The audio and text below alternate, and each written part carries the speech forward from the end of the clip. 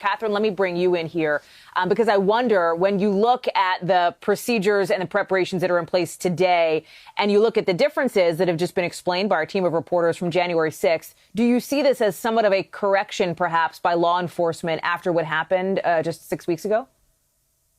Yeah, I think the tough part about saying even a correction is that I think what we have now is, instead of just aspirational ideas, people who are inspired to do things, we didn't have an example of operational. And that's what we saw on January 6th. So now, from an analytical standpoint, you see it and you say, okay, this isn't just aspirational. They operationally moved towards what they wanted to do before. So that's really what we want to make sure. Now, okay, we're going to heighten the level of concern because we've seen it done before. That kind of changes the rules.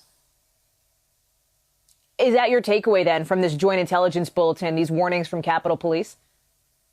Yeah, I think that, the director was testifying. I listened to just the other day talking about this concern that it's here. We're always going to deal with this. I think the bulletin is an example of the Bureau making sure, and perhaps the leaking of the bulletin, and who knows how that happens, right? But especially law enforcement sensitive material, to make sure that everybody understands, including people who might come to the Capitol, that there's an increased presence. There's going to be increased presence, and there's going to be a different rule for the concern about whether or not what they're going to be confronting and how much firepower might come back at them. And I think that's kind of, the bulletin is a way of kind of level setting the ground at this point and saying, okay, FBI and DHS is saying, look, if you didn't think that we put the word out there before, we're putting it out now.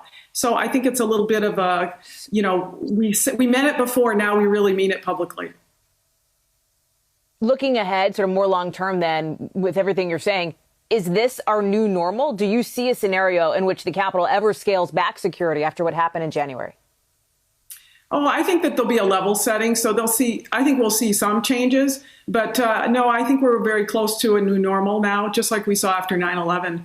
The rules changed after 9/11. That was 20 years ago. And, I remember how the rules changed, but it took us a while to figure out exactly what those rules would be. The idea of a phone call that closed, a phone call about a backpack sitting on a counter or on a street, and it closed blocks. And it took us a while to figure out how to handle those phone calls for suspicious packages and powdered packages and things like that. I think that we'll see that there'll be some trial and error, and hopefully by this summer, I think they'll have at the Capitol kind of a better plan in place that they think will be solid and won't be a call in the National Guard every time there's going to be a vote. But we still have some things to go, and particularly if the president comes to that facility to the Capitol for the State of the Union address. We're going to see the same ramp up then. Katherine Schweit, thank you so much for your perspective and analysis. We appreciate that.